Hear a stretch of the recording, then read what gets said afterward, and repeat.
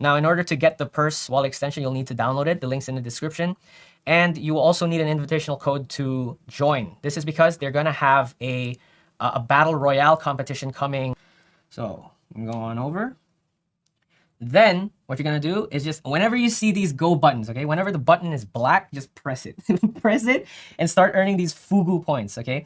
So the Fugu points are not the token itself, but you get these Fugu points, and right now you will need 500 Fugu points to join this prize pool, okay? So every day they're gonna have 250,000 Purse tokens worth of prize pool, and every participant will be able to earn these Purse tokens. Just very, very simple UI quests, right? Do all of these, then hit the check, like them, and then comment, repost as well.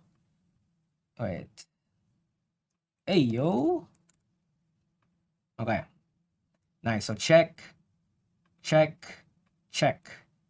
Then you open this Fugu, this quest reward, okay? Now, as you do these, all right, it's gonna say like, oh, come back to claim the Docker. It's because here it's already capped out. It's at 100. So whenever you see that this is 100, you need to redeem immediately, okay?